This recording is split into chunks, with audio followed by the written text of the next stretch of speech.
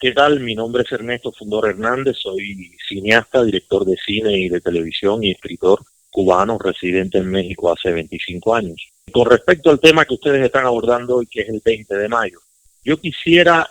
romper un poco el marco rígido con que la mayoría de la gente se refiere a esta fecha. Y quiero traer a colación un pensamiento de uno de los grandes cubanos que mejor nos ha entendido y que mejor nos ha influenciado o con mayor clarividencia nos ha mostrado un camino,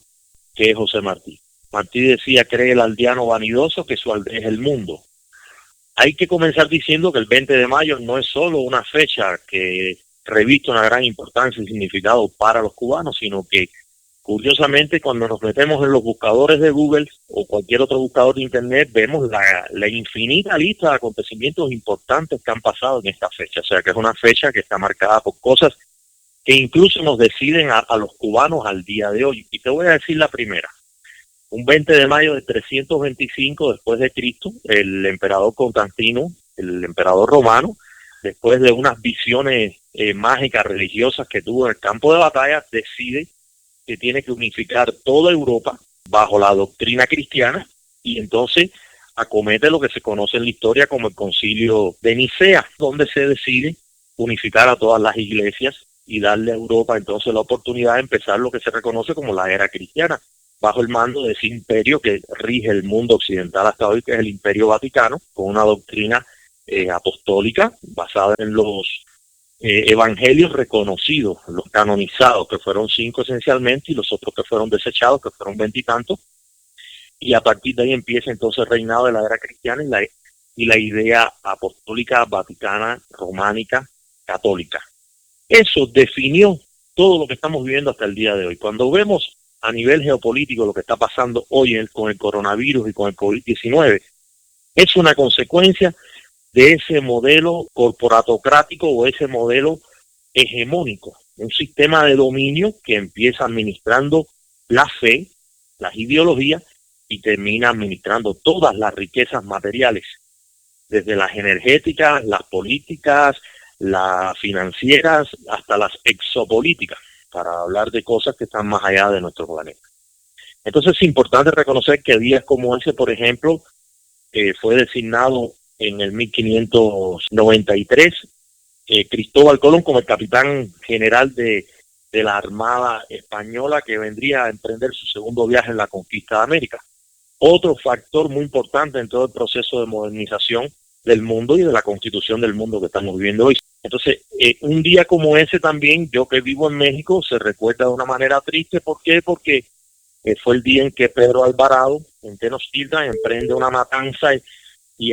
sacrifica una cantidad de indios y aztecas en una despiadada guerra que fue recordada como algo muy desastroso, muy sanguinario. Otro signo de la conquista, otro signo de los grandes poderes repartiéndose la historia y repartiéndose el mundo. Otro síntoma que vamos a ver ya. Y bueno, para no mencionarte muchas cosas, ha sido fecha en que el gobierno de cada una de estas épocas, en 1956, prueba, por ejemplo, su primera bomba de hidrógeno en el atolón de Bikini, esa bomba que además llevaba nombre de Cherokee, imagínate tú. Y después la volvió a probar años después. Y bueno, así han sucedido muchas cosas y muchos eventos el 20 de mayo, que es una fecha que la humanidad tendrá que recordar por muchas razones. No, yendo de lo general, de lo universal a lo particular, como cubano, nosotros tenemos un recuerdo bastante raro de esa fecha. Y te voy a decir por qué. El sueño más grande que tenía la nación cubana en ese momento era su independencia, era lo que le estaba apostando la mayoría de los buenos cubanos, y era separarnos de la colonia española. Recuérdate que España no quiso liberarnos a nosotros, a diferencia de otros países como por ejemplo Costa Rica, quien le concedió casi la libertad, la independencia, sin ningún tipo de resistencia. En Cuba fue la última de sus colonias en América que España quiso soltar. Su obsesión, sabiendo la estrategia que significaba Cuba desde el punto de vista político, económico, militar, geográfico, aparte de todas las afiliaciones afectivas que había entre España y Cuba, ¿no? Costó tanto que, bueno, nos costó 3 guerras que dejó lastimada a la nación, desangrada a la nación. Ahí se jugó la vida de grandes hombres y de ilustres personalidades, hombres y mujeres cubanos, que ofrendaron su vida en pro de esa independencia y que cifraron en esa idea de la autonomía, de la independencia, de la soberanía, de tomar el mando y el control de nuestro país y no ser una colonia de nadie, cifraron todas las esperanzas. Esto se frustra en 1902. 1902, el 20 de mayo, se frustra con el fin de la guerra de independencia por la intervención de Estados Unidos en la guerra a partir del pretexto de la voradura del acorazado Maine en la bahía de La Habana. Las tropas americanas entran en escena, emprenden una guerra contra España, España que estaba ya muy desgastada por tantos años de guerra y por todo el debilitamiento de su estructura nacional también. Por supuesto que no puede ofrecerle casi ninguna resistencia a Estados Unidos sale victorioso y Estados Unidos toma el mando de Cuba y reconfigura a partir de General Wood toda una estructura y una estrategia de dominación sobre Cuba. Lo que hicimos fue pasar de la mano de un amo a la mano del otro. Los cubanos en ese momento interpretamos eso como una independencia, como una conquista del sueño dorado de quitarnos de arriba el peso y la bota genocida del colonialismo español, que es tremendamente oprobioso en nuestra historia. Al día de hoy todavía lo estamos padeciendo. Celebramos ese día, pero sin embargo las evidencias y los testimonios que existen, que registran ese momento, demuestran que eso era una sensación agridulce en el pueblo cubano. Y lo vimos después. Ese es el momento en que entran lo que se conoce como la República. Empieza la República en 1902 con este primer presidente de República, que es Estrada Palma, que a su vez había sido un general de la Guerra de Independencia, y empieza lo que ha conocido la historia de Cuba y la literatura como la República de Generales y Doctores, que fue una perversidad y que fue una asquerosidad, y que casi todos, desde Estrada Palma hasta Machado, hasta todos los involucrados, Menocal, ahí entran muchos que fueron generales de la Guerra de Independencia, traicionaron la idea martiana de una república cordial con todos y para el bien de todos.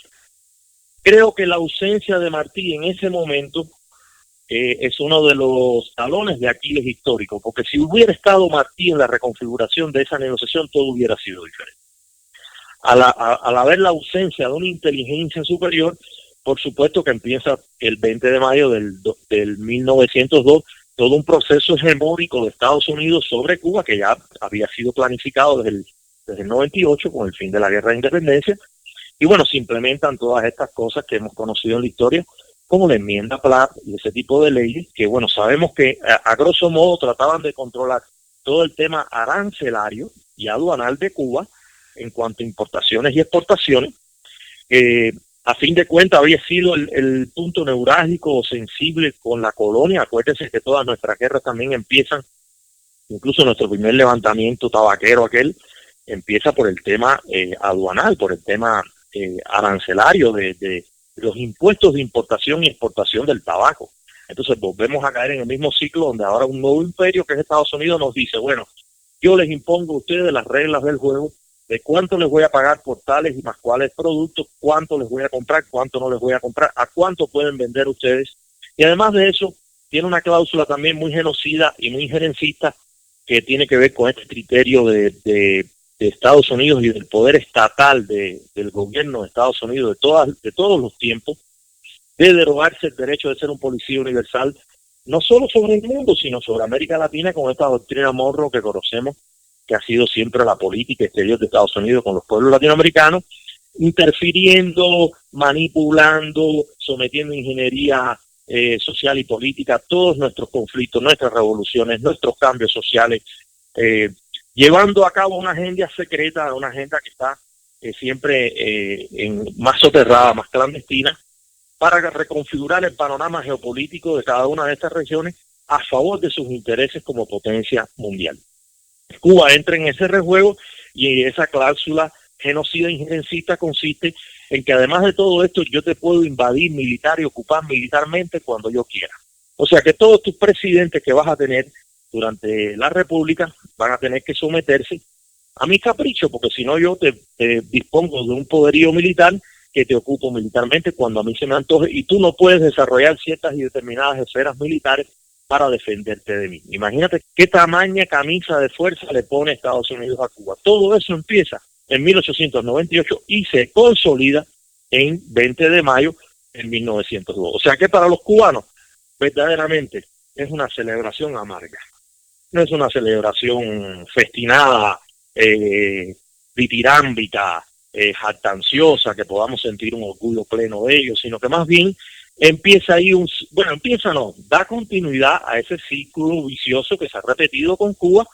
porque después viene toda esa degeneración de esa república de generales y doctores, que llamó Lezama Lima una república del bombín de mármol, donde sabemos que desde Estrada Palma hasta Batista, que fue el último de esa república, todos fueron unos perversos, unos corruptos, unos ladrones, unos politiqueros de segunda y de tercera, en mayor o menor escala, porque también hay que reconocer que hubo presidentes que hicieron bastante por Cuba. Entonces, fue lo que consolidó en el golpe de Estado de Batista del 52, y bueno, en esta hegemonía dictatorial de Batista, con un esquema de desarrollo para la nación muy extraño, muy difícil de comprender, porque tenía aristas muy importantes desde el punto de vista económico, pero otras desde el punto de vista moral no, y además ultrajaba todo el avance democrático y constitucional del país, y que dio y creó el terreno propicio, el subsuelo adecuado para que emergiera ante la historia otra figura perversa en la historia de Cuba, que vuelve a repetir el mismo ciclo, que es nada más y nada menos que Fidel Castro con su revolución del 59, que lo que hace es volver a hacer una rotación de élite y volver a hacer un cambio de amo. Ahora dejamos de ser los esclavos de Estados Unidos, los serviles de Estados Unidos, para empezar a ser entonces los serviles de Rusia, o sea, estar mantenidos y estar bajo el influjo y el dominio de una potencia superior mundial, de un nuevo padre castigador o premiador en dependencia de las circunstancias. Entonces quiero decirte con esto que bueno, por el 20 de mayo lo que se define es un ciclo recurrente, un bucle de reforzamiento de una idea de una nación que no consigue lo que Márquez Sterling había enunciado justo en esa fecha, que decía que ante la injerencia extranjera lo que se imponía era la virtud doméstica. ¿Qué cosa es la virtud doméstica? Yo creo que a lo que tenemos que llamarle la atención a los jóvenes con respecto a esta fecha es esa virtud doméstica. Es hasta donde Cuba ha logrado una autogestión, no solo económica, no solo financiera, no solo política, o sea, una autogestión de una independencia y una soberanía real, donde se ha permitido la potestad de poder decidir su destino. Cuba no ha podido nunca decidir su destino. Llámese en la colonia española, llámese en la intervención norteamericana, llámese en la República de Generales y Doctores, llámese en la revolución de Fidel Castro. Cuba no ha podido determinar el destino de sus pasos, hacia dónde quiere llegar. Siempre hemos estado delimitados, condicionados por un destino trágico, muy jodido. ¿Por qué? Porque además Cuba es una pieza clave en la historia y en la geopolítica mundial. Eso es una conversación mucho más amplia. Entonces, cuando tú lo miras en un panorama mundial e internacional de intereses, Cuba siempre ha jugado, ha sido una pieza clave. No solo eso que llaman la llave del Caribe, que eso es desde el punto de vista geográfico, es que Cuba, por las riquezas que ha tenido, por el liderazgo que ha experimentado en América Latina, por haber sido el primer puerto de entrada y salida de Europa a las Américas, por una serie de cosas de su historia, por su eclecticismo multicultural, por su conformación, por su historia, por todo lo que nos marcó,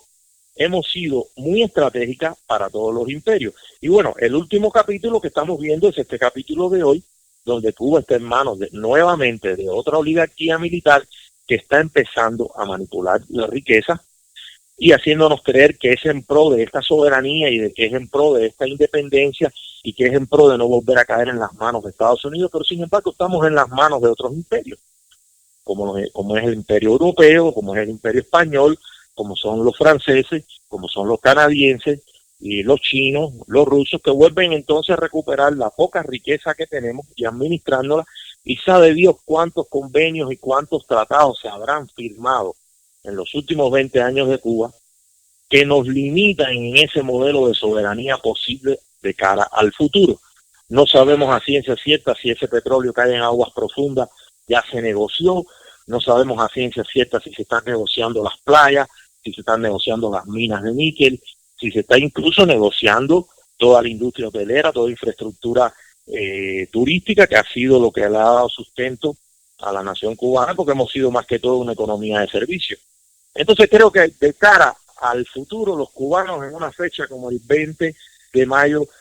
acerca de lo que deben reflexionar con responsabilidad, es hasta dónde sí y hasta dónde no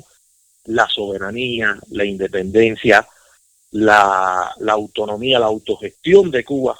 es el tema medular, y hasta dónde se puede negociar y hasta dónde no. Creo que ese es el mensaje que tenemos que tener. Y si tú me preguntas mi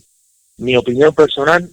hace falta que la biología ayude en que ya muera la generación que hizo esa revolución, porque tanto la generación de la revolución que está dentro de Cuba, como la generación que ayudó a Fidel Castro, que ahora está en Miami, y que fundó esa ciudad usurera que es Miami, ambas generaciones tienen la culpa del estancamiento de la realidad cubana. Y ambas son herederas de ese pésimo momento que fue el 20 de mayo de 1902. ¿Por qué? Porque al ser oligarquías que lo que hacen es velar por sus intereses privados, no piensan en el interés común de la nación, ni piensan en el interés del pueblo, piensan en intereses oligárquicos, en intereses de élite. Y cuando piensan así, entonces lo que hacen es deplorar el camino virtuoso que puede emprender la nación. Esa es mi modesta opinión. Mira, el 20 de mayo también se celebra la fundación de Radio y Televisión Martí.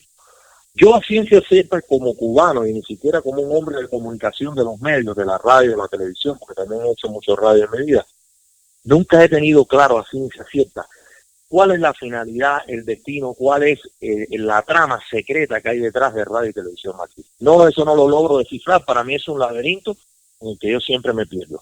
Ahora, yo a título personal agradezco que haya surgido esa emisora o ese canal que se ve en tan pocos lugares y del que tenemos tan poca probidad siempre, ¿no? Ahora, gracias al internet, se está viendo un poco más.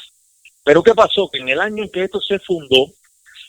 Fidel Castro estaba tan preocupado, él todavía no tenía las herramientas para bloquear la señal, y entonces decidió emprender con una respuesta desde el punto de vista profesional, y se funda la escuela donde yo estudié, que es la Escuela de Cine y Televisión del Instituto Superior de Arte. Gracias a que aparece este enemigo que tenía tan asustado a Fidel Castro, que era Radio y Televisión Martí en ese momento, entonces él idea el concepto de una escuela de cine y de televisión y de radio que le dé respuesta al contenido que iba a penetrar Radio y Televisión Martí dentro de la isla. Gracias a ese proyecto surge esta escuela. Yo soy del primer año de esa escuela, o sea que yo debo mis estudios de cine y de televisión y de radio a este fenómeno, a este hecho histórico, ¿no? Entonces, a título personal, tengo que agradecer que haya sucedido, aunque vuelvo a decirte que desconozco el alcance, el impacto, la funcionalidad, la idea que hay detrás, porque creo que pudiera ser maravilloso, pero bueno, como es un tema que tiene que ver incluso con seguridad nacional, como es un tema que tiene que ver con Departamento de Estado en Estados Unidos y con la política exterior secreta de Estados Unidos, lo desconocemos. Entonces, no sé, me pasa lo mismo que con el 20 de mayo, que es agridulce, no sé si aplaudirlo, si celebrarlo, si no celebrarlo. Lo que sí te puedo decir es que tengo una anécdota de cuando se inauguró esa escuela, que para mí fue reveladora porque nos concedieron como sede de la escuela una de las mansiones que estaba en Quinta Avenida. Sabemos que en esa elegante urbe que se extiende hacia el oeste de la ciudad, después del túnel de línea, estaba la oligarquía, vivió la oligarquía poderosa de la Cuba republicana. A nosotros, como sede de la escuela, nos concedieron una de esas casas. Y recuerdo que nos dieron las llaves para que llegáramos allí y abriéramos la casa y la conociéramos y la empezáramos a acondicionar como nuestra futura escuela de cine. ¿Y cuál fue nuestra sorpresa y la revelación de aquel hecho? Que cuando introducimos la llave y abrimos la puerta, aquella casa había quedado paralizada en el tiempo y había sido una casa que testimoniaba los últimos momentos de una de estas familias apoderadas y burguesas cubanas que se veía que en última instancia habían tenido que recoger lo poco que les cabía en unas maletas para escapar de Cuba. Así mismo había quedado la casa. Para nosotros fue un mapa cinematográfico, fue una revelación escénica de todo ese dolor y de toda esa angustia que tiene que haber vivido esas familias que fueron expropiadas y que fueron estigmadas por la revolución y que se les quitó abruptamente todos sus derechos y todas sus pertenencias y toda su economía privada y todos sus bienes. Entonces eso lo vivimos también como una experiencia cinematográfica que si tú te pones a hacer la genealogía completa tiene que ver con esta fundación de Radio y Televisión Martito, que si no yo no hubiera estudiado cine y no hubiera acontecido ese evento, lo cual desde el punto de vista artístico, histórico, agradezco profundamente.